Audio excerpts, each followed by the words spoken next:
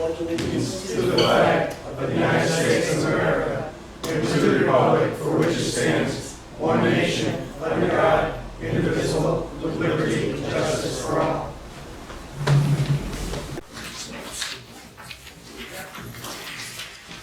Good evening and welcome to the September 9th, 2019 Town Board meeting. This month we do not need to take a moment of silence.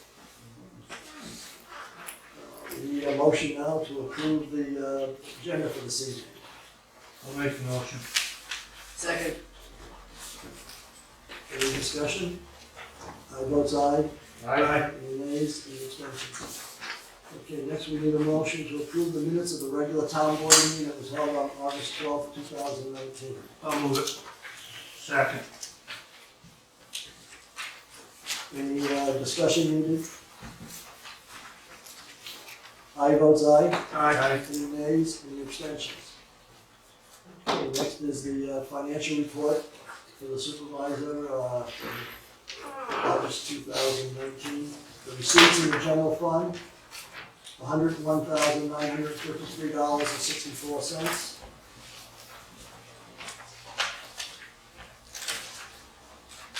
The disbursements in the general fund, $95,214.51. The highway is total disbursement, $73,456.69. The checking account balances as of August 31st, 2019.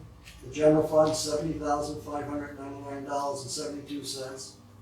The highway fund, $90,876.62. Youth commission, $827.81. Hadlock Dam project, $240.09. Hadlock Park District Fund, $97,173.31. Consolidated Health District, $370.48. Trust and Agency Fund, $1,120.74. Medical Reimbursement Fund, $4,556.04. The savings account balances, the general fund, $275,862.03. The highway fund, $456,322.79. And LoSAP, $13,169.13. We need a motion to authorize the payment of the bills. So Second. Any discussion needed? I vote aye. Aye. Any nays? Any abstentions? Next is the opportunity for the public to comment on this evening's agenda. Is there anyone in the audience that would like to comment on the agenda this evening? As I see no hands, let's continue on with the agenda. For the supervisor's report.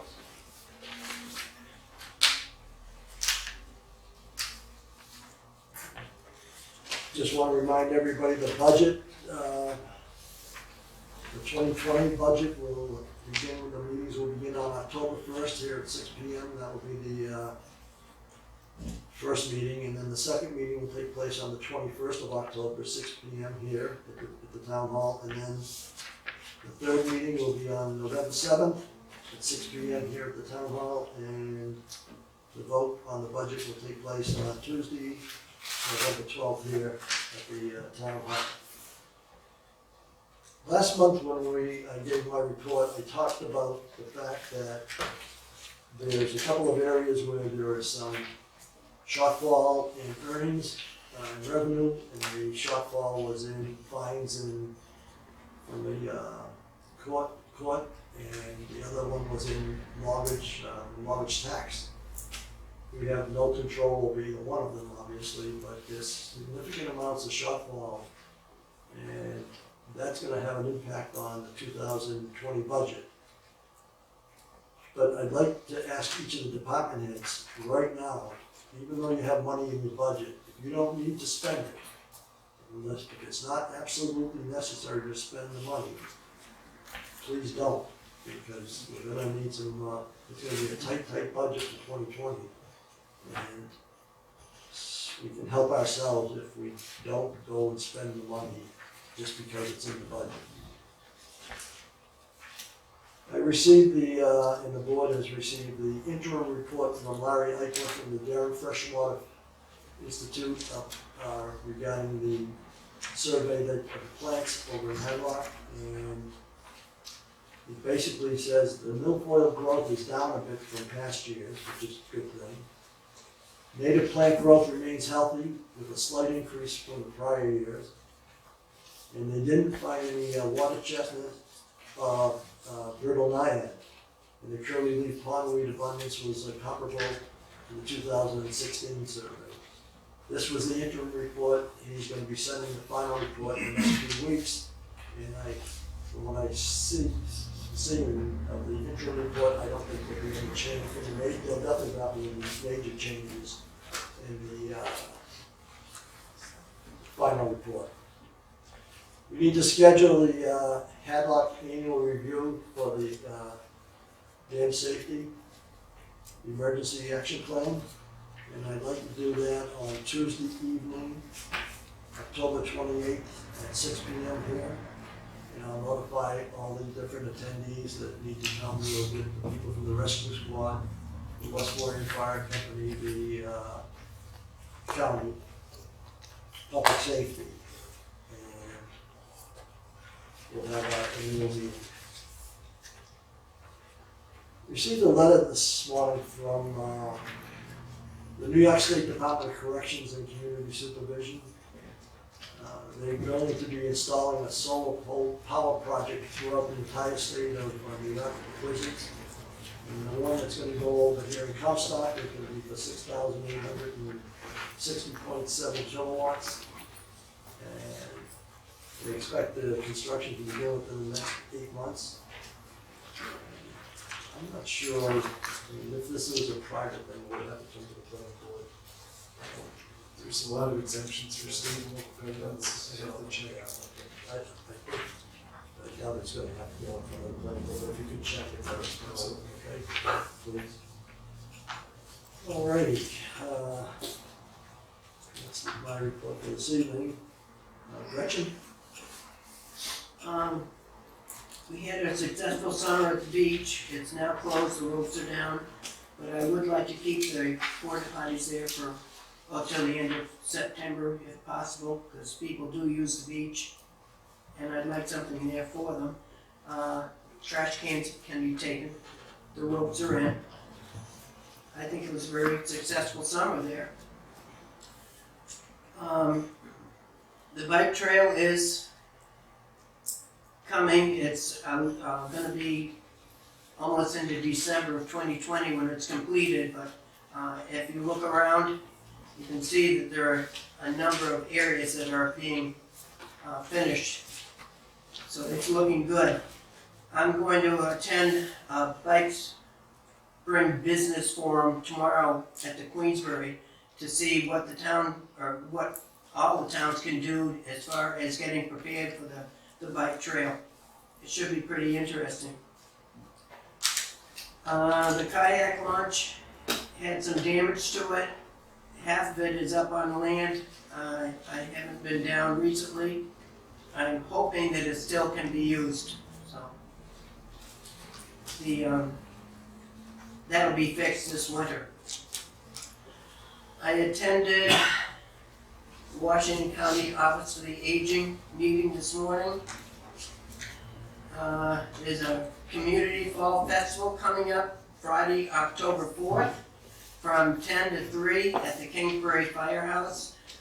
It's not, you don't have to stay the whole time. You can go and leave whenever you want. There'll be workshops, Medicare insurance options, which they say could be very interesting if you're having problems understanding it. They'll help you out. There'll be local vendors there, and there'll be entertainment. It's all free. You can get a meal to go for $5, kibasi, German potato salad, and dessert and whatnot. So that sounds pretty good. Tomorrow, there's a meeting at the Fortean Library. This is part of the pop-up events that they do. The subject is going to be talking about your favorite fall beverages. And I can't imagine what she's going to be talking about, but lunch will be served, and it's always a lot of fun. And I've got a list of different towns, what they provide as well. Also, September is Fall Prevention Month. They've got a bunch of activities going on all through the month, but there's nothing in Fort Anne, so I'm going to ask the girl in charge, I'll see her tomorrow, and see if we can get something at Fort Anne this month as far as preventing falling. Let's see. I think that's about it. Oh, they also handed out information about contributions for different things that you attend. Adults over 60 that go to these functions have a price that they can pay, but it's a contribution. If they cannot afford it, they do not have to pay it. So I'll leave this with Barb. It has all the information we'll need. That's about it. Sam? Okay. The American Battlefield Trust, we received a notification from Thomas Ed Gilmore, the Chief Real Estate Officer, that says the American Battlefield Trust is applying for grant funding for the American Battlefield Protection Program in the amount of $49,473 for the preservation of the 40.84 acre tract known as the Kaput Tract at the Fort Anne Battlefield, Washington County, New York. As indicated in the sources match portion of the application form, the trust intends to apply to the New York Environment Protection Fund to seek matching funds for the ABA-PP grant. Should the trust not receive the New York grant or receive less funding than applied for, the trust certifies that it has sufficient funding to provide the match required for the ABA-PP grant. So the grant process is underway for the tract land on the Kaput property. So that means that Yep. that means that the town has no financial contribution to the purchase of the property. Correct. Thank you. Correct. The next thing I have is received the Supervisor Moore passed out to us, board members, a meeting called by the Washington County District Attorney regarding the state changes to criminal justice system. And it says the New York State 2019-2020 budget approved by the state legislature and signed by Governor Cuomo included sweeping changes to criminal justice that will have a direct impact on our communities and your local budgets. The areas most impacted are bail, discovery, and the functioning of your local courts. To explain the changes and outline the impacts referenced above, I will be hosting 3 informational sessions. I have set forth the dates and times below for your reference. I would also ask that you share this notice with your fellow board members so that they can attend one of the informational sessions. Should you have any questions, please do not hesitate to contact me. I am planning on attending either the one on September 12th or the one on September 16th. And certainly any other board member who wants to go, we can meet over there on the other. We can meet down there. One's in Kingsbury and the other one is in Greenville on the 16th. They go for an hour from 6 to 7 p.m. But there will be some changes that will be coming that will affect us, a town, and with the court functions and some of the revenues that we'll be seeing. On the 4th of this month, there was a webinar put on by the LoSAP, the Pendaflex, his name is the LoSAP program, and I thought I was going to be all set for it. I was on the train coming back, I planned on watching on the train coming back from New York City, so I watched just parts of it. It was in a minute, and it was gone a minute. So quite frankly, I didn't get a lot out of it, so I was trying to put the pieces together and didn't need anything to me without the whole presentation, so we'll see if we can get a copy of that, just to educate myself better on that. And that concludes my report. Danny? I'm in the process still of trying to arrange a meeting with Senator Little pertaining to the intersection out here. She's been busy. I contacted Keith twice, and hopefully sometime this month we'll be able to set up an appointment where I am going to bring her a diagram of what exists now and what I think. But you know, we're gonna have to have an engineering study in order to do anything. So I'll put it in her hands, and I'll try to diagram it as best I can. And if anybody has any suggestions, reach out to me, because I'd like to have more stuff that I can take to her. I don't know if I'm gonna miss anything, but it doesn't appear to me that it would take an awful lot of money to do a little reconstruction at that intersection out there to get a right-hand turn for anybody going down 149. But again, they'll have to have an engineering study, as we all know, with the state of New York. So other than that, I received a phone call. I'll talk to Mark after about the phone call pertaining to a building that apparently doesn't have a permit. A brand new building was erected, so I'll see him after. That's it. Thank you, sir. Thank you. Okay, next from the town clerk. A check was given to the bookkeeper for $1,026.03 for the month of August 1st to August 31st. Next, Paul. We currently been grading the dirt roads, keeping them in shape. Everything's in good shape for the school buses. Been cutting some brush. Thomas Road's all done. Getting ready to blacktop that road hopefully next week is what I'm hearing, but could be delayed a little longer. Got some spots on the Whitney Road that we're gonna take care of that didn't weather very good over the winter. Spot on Brayton Road. As everybody knows, we lost a motor in one of our trucks this month. You got a little information, I think, today on the replacement cost of The board members all have a copy, everyone has a copy, Paul, of the two documents that I gave to you. Yeah, I don't, talking with Mr. Moore, he said, why don't we get just an estimate on a new truck, see which way the town board wants to go. You see it's, what, $35,000 for a motor, for a truck that's worth probably 40 grand. I don't know what anybody's thoughts are. Rough guess, I mean, it's short notice pricing a new truck, but I know it won't exceed $180,000 if we purchase a new one. Is it a Paul? Is it a tandem?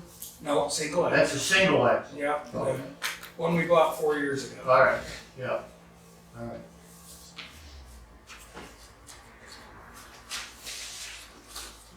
So, We need to act as soon as possible because snow's coming. If you order a new truck, you're looking at maybe February for a delivery date. We do have a spare truck, the old 03 that we can start out with. Who knows how long that'll last, but I can get us started through the winter. I mean, the thing, this is a classic example of buying used, right? We bought I mean, this, I've said it every time we bought one. We've been real lucky in the past, but we paid this time we got bit. I mean, we paid $70,000 for this, $71,000 for this truck. We just made, there was 3 payments. yeah, We just made the final payment. And now you look at $35,000 for the replacement yeah. for a new motor in the truck. Now, you have money, you have, in your budget, you have money in your machinery of $80,000. You used to have $80,000 in your account for equipment, but we have a payment coming out, we got $40,000 out of that, $41,000. So that 80,000 is now no longer 80,000, it's 39,000. 39,000, right? But it's gonna be 80 once this truck is finally paid for. So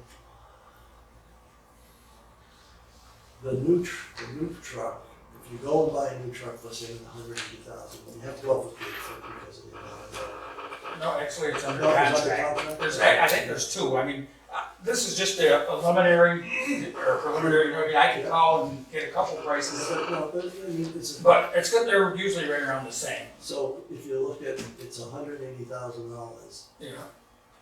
and if we do 5 years on that, it's 36, so with the interest, it's gonna be like 40,000. Yeah. In the $40,000 range.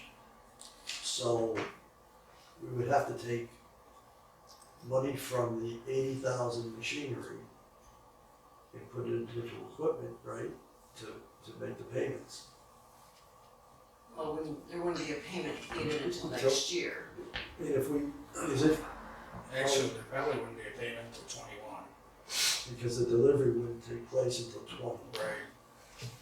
So if you look at, if the board would look at this page here, it's the one that's in portrait of the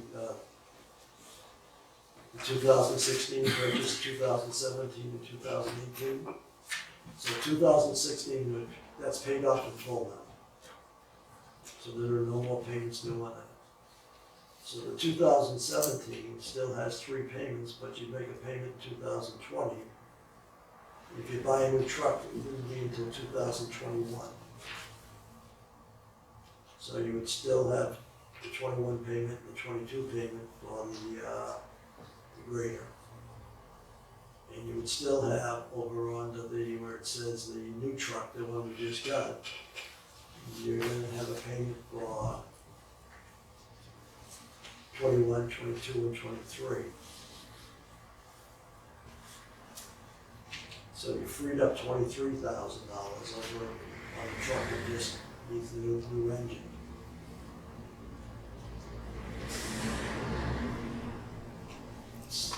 No one likes to bite the bullet, to buy the new truck. You get criticized, why are you buying new? And the answer, I think, Paul, the answer is to why you buy new. If this truck that we paid $71,000, that was new, You would have a 5-year, 100,000 mile warranty. and we would have been paid $0 to have the motor replaced. So that's, Supervisor, yes, I don't mind taking the criticism for doing the right thing. I think the right thing is to get a new truck. I think that, what we're gonna keep laying out on repairs to used ones, and sooner or later, they're gonna wear out. So I mean, you're gonna we've put, been fortunate, up to date, but this is just an example of how luck can change. and with this now, that now that the tax cap is permanent, the 2% tax cap is permanent, it doesn't guarantee you're gonna get 2%, but whatever you get, right? But you don't have the luxury of saying, okay, I need to raise taxes higher because I need the money to pay for the truck, or I need something else, or, so you have to kind of balance the money. So if you audit, this truck wouldn't get delivered until 2020. Yeah. So the first payment, I'm sorry. no, so the first payment wouldn't be due until 21. right. Paul, what would you be looking at as far as, would you still go with a Western Star? I can't, because there's 2 bays where the single axles go, are 10-foot doors, and the trucks are too tall to fit the building. Oh, yeah, that's right. So there's a lot of issues that we have to start addressing in the very near future, because the trucks just keep getting bigger, and, Yeah. I mean, we can make it bigger, but Sounds like a story I heard before. the truck actually that I'm quoting right now is a Freightliner, and it's pretty much set up like the Western Star, but it's a short, smaller version Yeah. truck. Right? And that's the issues we're going through now, trying to find one that's gonna fit in the building. And Yeah. Counter Road just bought one, and we talked to them Thursday, got some measurements. And if we bought one like they got, it would fit in the garage, which is a Freightliner, but. Okay.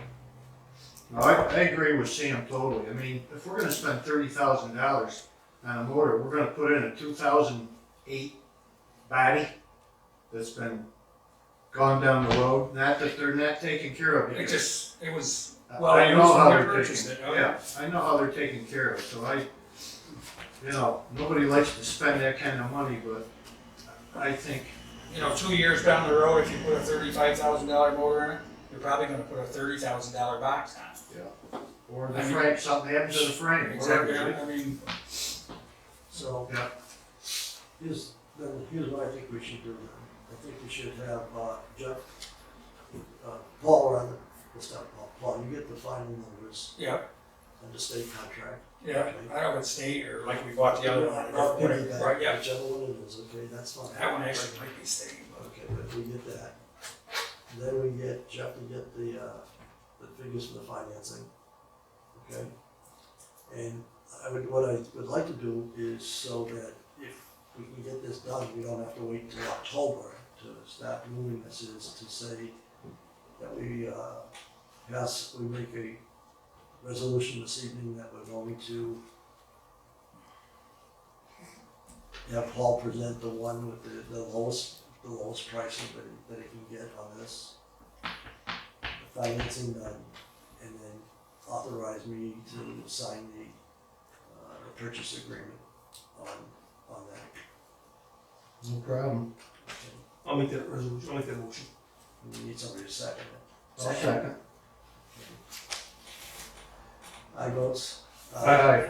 And nays, any abstentions? No mag wheels. No mag wheels. Aye, so- No mag with So yeah, as soon as Paul gets final figure, I'll get it to figures, you. we will have, so, hold on just a second. As soon as Paul gets the final numbers, Jeff will get the finance, the numbers from the bank, what's available, the best deal we can get. We'll have to have a special board meeting to approve that, okay?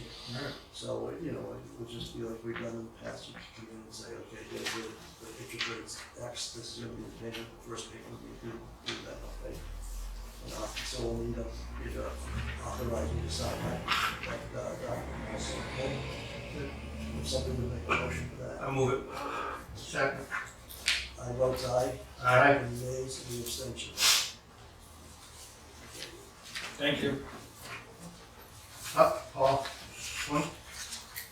So with this purchase, Yeah. the Fleetson probably is good. I'm not saying a word. I told you that last year or whatever, but it's, No, I mean- you got a 04 with 200,000 miles on it. It's in beautiful shape. That truck would be worth putting a motor in if you had to or rebuilding. Yeah. You know what I mean? The two tandems, Michaels and Yeah. Bats. Yeah, okay, Yeah. They're the ones that we put the new boxes on, what, 2 Yeah. years ago or whatever. yeah. So they're decent. You know what I mean? If you did have to do a motor job, it's kind of worth doing, you know. Yeah, alright, thanks, Paul. Thank you.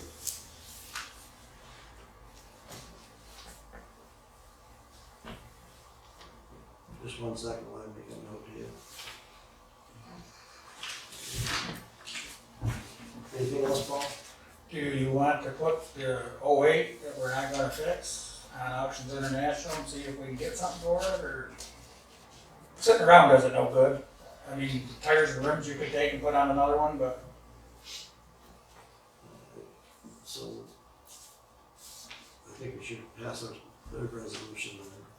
it's surplus equipment. I mean, you know, it's that time of year, maybe somebody could use a box or. Yeah, So, I'll make a motion to put the 208 International truck, up for surplus. 2000.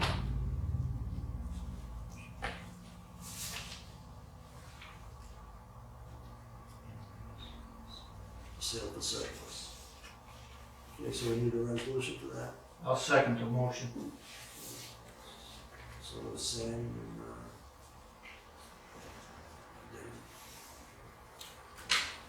Also, I don't know if I mentioned that they're supposed to set the box culvert in Hogtown tomorrow morning. really? Yep, Crane will be there first thing in the morning. Yep. Really? Yeah. And then how long after that? He said the road should be, if everything goes like it has been, the road should be open the first week of October. Which is great because that'll be before the hunting season Yeah. gets underway and a couple of people up there happy. Yeah. I haven't had any complaints. I mean, No, it's been quiet. that's great. That's good news. Alrighty. Anything else? Nope, that's it, I believe. Mark? You all got my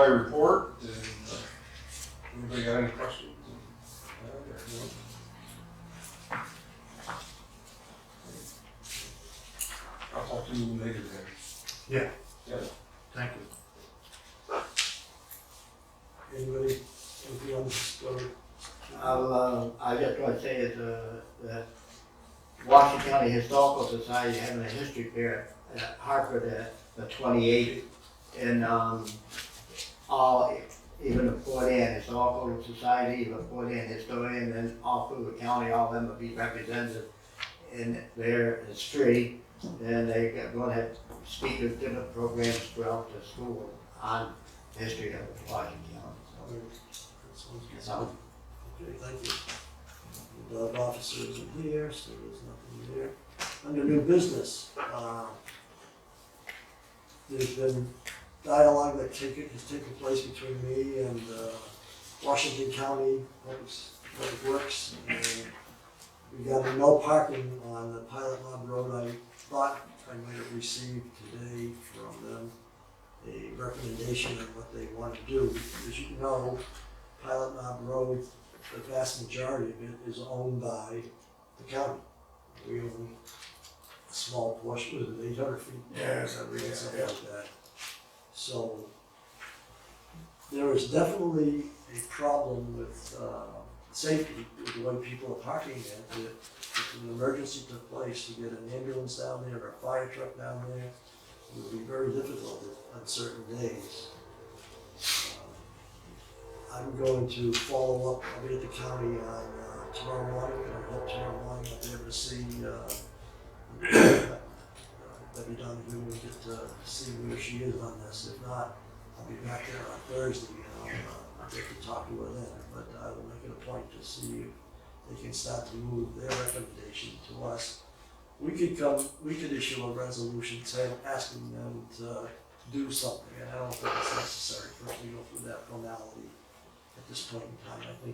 I think there's enough people involved. I know the DEC's been in contact with them. And I know the Rangers have been in touch with them, trying to say, hey, what can we do? They need to start issuing tickets is what they do with towing some vehicles, because they go through it every winter up there with the ice fishing. And there's been pictures brought to my desk, no parking signs, cars behind the no parking signs, and a sheriff standing behind that. No vehicles towed, no tickets wrote, and That was an issue last winter. it's everywhere, every winter. You know, one of the things that people think, But you bring can up, put signs up all day long until something's enforced. but what people bring up, Paul, from time to time is the fact that what we did up in Sheldon Rock. But when you did the no parking on both sides, if my recollection serves me correct, we built some additional parking spots. Right. I think there was 3 or 4 new parking areas, right? Well, the problem over at Pilot Knob Road is, and I know Mark McLeary, he called and he said, you know, for the Schuman's Preserve, they might be able to get another 2 or 3 cars in there. And then over at the other one at Buck Mountain, they might be able to get 4 cars in there. But there's 40 cars in the road. Okay, so 6 or 7 spots isn't gonna handle 40 cars. I don't know if you follow, they're going through the same thing up in Keene Yeah. with the parking. And people are parking and getting tickets and paying the tickets and parking there the following week. So And the way our structure is up on Sheldon Rock Road, as you're well aware, is the first ticket's $100, the second ticket's $200, the third ticket's $300, right? We would hope by the time somebody paid $600, it was finally Catch on.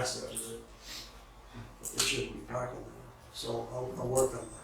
Supervisor? Yes. Yeah, you would also send us, I can't pull up right now, but a correspondence from a lawsuit that had been done by one of the conservative agencies that will even prohibit the state from cutting trees to make more parking in any of these areas.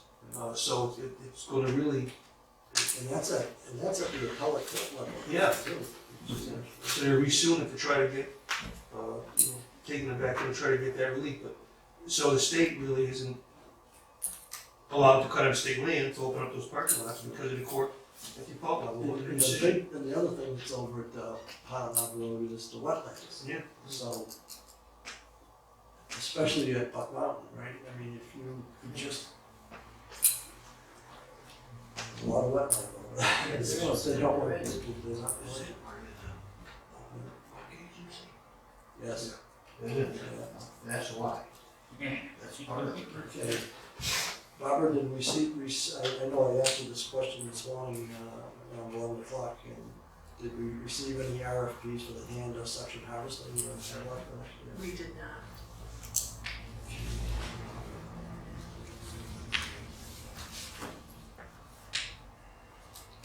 I'd like to continue to try to pursue that, see what we can find out. Supervisor Moore, Yes. could I ask you a question? Sure. On our harvester, how do we end up with, as far as weight, more than average, or considering how little we were out there? I just got the final maps this morning from Hannah, Okay, and I haven't tallied them yet. all right, Okay, that's but we fine. gotta put a report together. The harvester was out on the lake more number of days. There was some where there was, and I'm meeting with her Wednesday morning at 9 o'clock. So I'd rather wait until I have an Yeah. opportunity to speak with her. All right. But I do wanna chat a little bit about the harvester. I spoke to, Charlie Hillebrand, who operates the harvester. Mhm. And I asked him about how did the harvester operate this year. He was very, very pleased with once the harvester was put back into operation. Bill, you may recall, the Lake Cadillac Association, I mentioned we wouldn't spend another penny on repairs of the harvester. We spent a bunch of pennies there. I had to spend them. One of them was we had to get a motor for one of the paddles. That was like $333. And then I got the call from Hannah that none of the hydraulics were working. And we just put a brand new hydraulic box in, right? And I said, I don't want to tell you what I said to myself, okay? And shortly thereafter, I got a call back saying that that wasn't the case. What it was is there was a reducing valve that was behind, it had nothing to do with the hydraulic box itself. This reducing valve, from what I understand, was clogged. They cleaned it, and once it was cleaned, it was operational. It cost $700 and something. I finished the conversation with, I asked Charlie, I said, well, Charlie, short-term work needs to be done with the harvester. He said in the spring of next year, a couple of things. Number one, there's a belt on it. Links, I guess there's some links in the belt. He said you gotta remove a couple of the links just to tighten the belt up. That's Routine maintenance. right. And then he said the blade, the cutting blade, and something else, Paul. They're in the shed that we rent over at 149. I'm gonna bring Sam and I are gonna pay a visit over there and see why we need to continue to have the shed. Why we can't just take that stuff that is there and put it in the highway department someplace, or maybe. Good luck. Or how about the trailer maybe? Huh? How about the trailer? Go possibly there? I don't know how big it is. Yeah, you might be able to hang it on the wall. Maybe? Yeah. Okay, let us just look at it. Yeah. Matter of fact, maybe you should come with us. Okay, since you. I suggested to you before, maybe buying a little building, like down at the shed staff, putting up in the garage. They're not paying any rent, you know, I mean, you can probably buy one for $2-3 grand. Then they have access to all their oils. We can explore all that. Yeah. Now, he's saying that this cutting bar, that should be changed in the spring. Yeah. So, and the other piece, and I can't recall right off the top of my head what it was. But it was just routine maintenance that needed to be done. But then I ended the conversation by asking you this. I said, what is the long-term prognosis of this harvester in your mind? He said, with 10 to 11 care, it should be able to operate for another 3 to 5 years. And if that's the case, I still believe that the time has come where we should start putting some money away in reserve for the purchase of the new harvester. The day's gonna come, we're gonna have to buy one.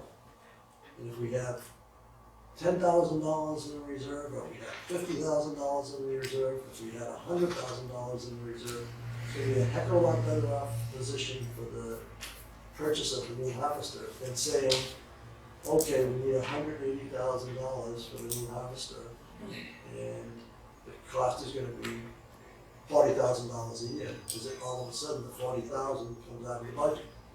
And if the budget only goes up, if you're lucky enough, it goes up 2% every year. So it pivots of what, I think some people forget that the Havelock budget has the cost of the insurance on the dam. It has the cost of the bonds on the reconstruction of the dam. And then it has the operational cost. And not only that operational cost is going to pay for the harvester. You're going to have to continue to pay for the insurance. You're going to have to pay for the bond.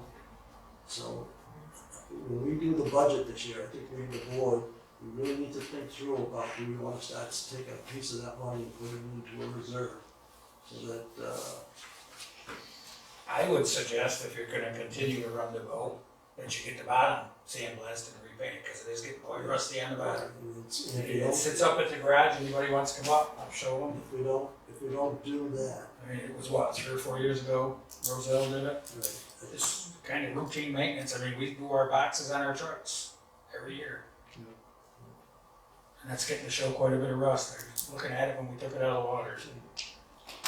alrighty, let's move on to the resolutions. There's only 2 of them this evening. If you will be kind enough to read them. Resolution number 96 of 2019, resolution reappointing a member to the Board of Assessment Review.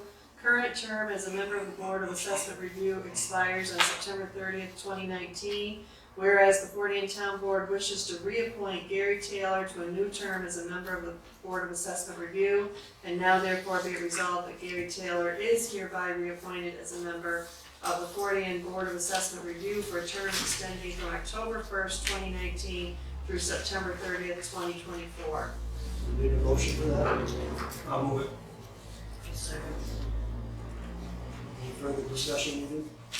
Aye votes aye. Aye. Any nays? Any abstentions? Number 97, Barbara? Resolution for speed limit reduction. Now therefore be it resolved that the town board of the town of Fort Anne hereby accepts and approves the request for a speed reduction for Brayton Road in the town of Fort Anne. Resolved, the Fort Anne Superintendent of Highways is hereby authorized and empowered to coordinate with Washington County and submit the resolution for speed limit reduction for Brayton Road from New York State Department of Transportation. Do we need a motion for that? I'll move it. I'll second it. Any further discussion needed? Aye votes aye. Aye. Any nays? Any abstentions? Okay, next on the agenda is the opportunity for the public to be heard. Is there anyone in the audience this evening that would like to make comments? Okay, my name is Penny Gould, and I'm not here for the point of Lake Hadlock Associated. We have a camp on Hadlock on the east side, and we are, I'm just coming to make you aware of the fact that the things that you've heard in the papers about Airbnbs and HomeAways are affecting our property at Hadlock. We have 3 properties, 2 on one side and 1 on the other, that are in a rental position. They're done by a group called Northern Living.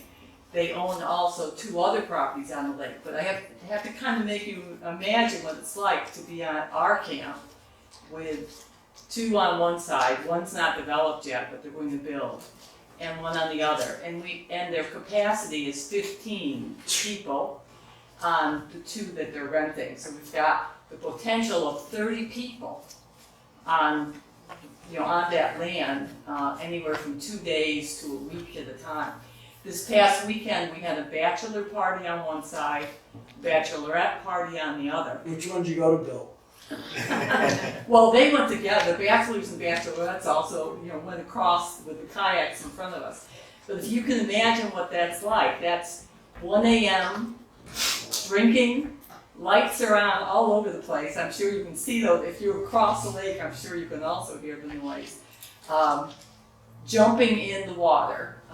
It's just, you're trying to, it's noise at night that's kind of, we feel is out of hand. It's not all the time, but we want the board to be aware that Hadlock's dealing with what you're hearing is going on at Sunnyside. Queensberry is trying to make some regulations in their town to deal with the rentals.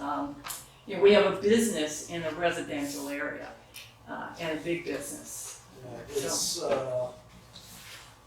There's boats coming in the lake. There are boats, they rent boats. This is big business. The people that own it are very nice, you know, but they're not monitoring on a regular basis. You know, they have a booklet in their house, that's how they deal with it. People read it, I'm supposed to read it and say, oh, I'm supposed to be quiet by this hour. You know, imagine bachelors and bachelorettes that are there for parties, basically, and it gets pretty out of hand.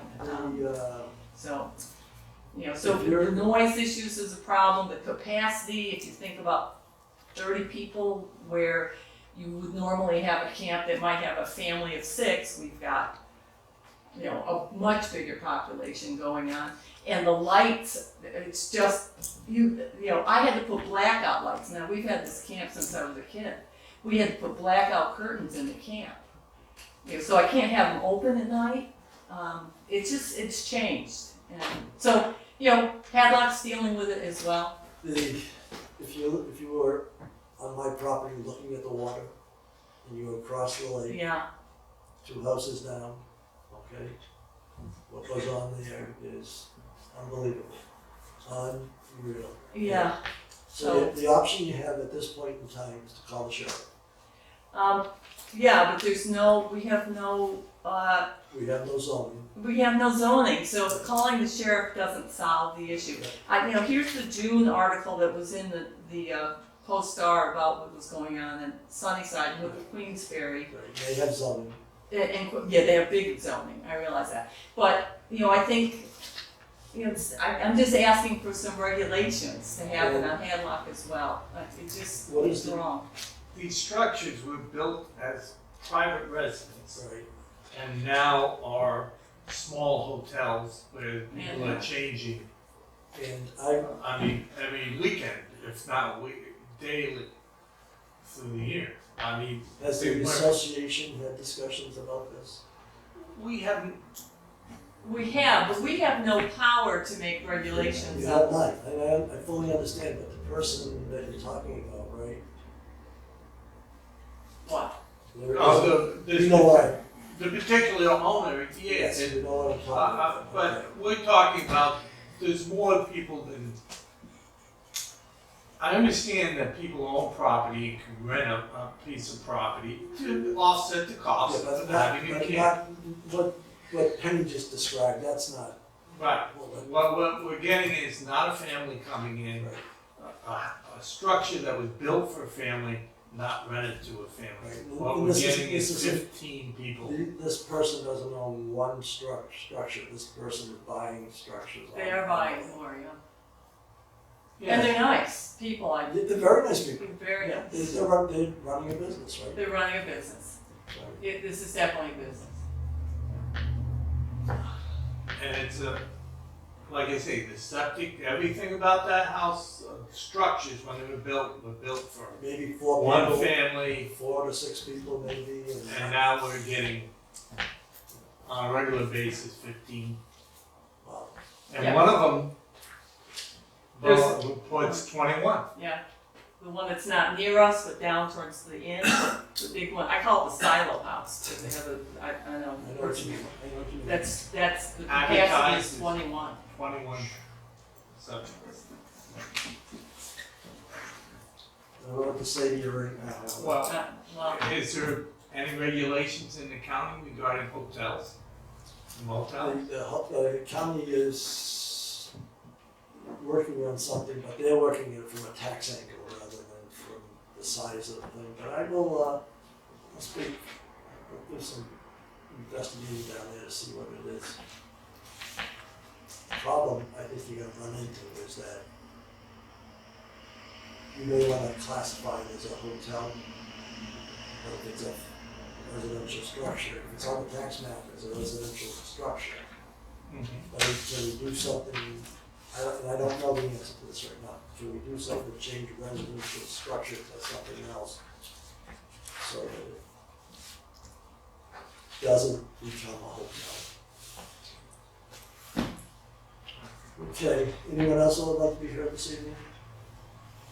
It's now 6:50, and we need a motion to go into executive session to talk about ongoing litigation. I'll move it. Second?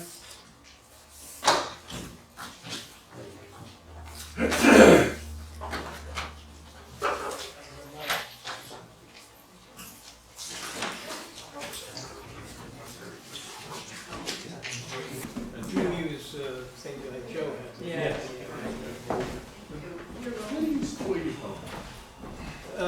In Sheila's yard. We don't know a lot next to it. We should have bought it. We should have bought it.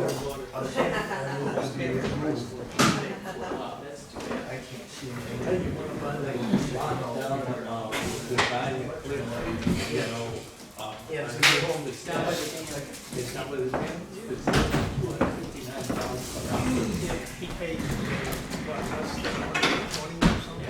That's what I. One of our neighbors, one who just sold. Okay. Moved from he owned the property earlier.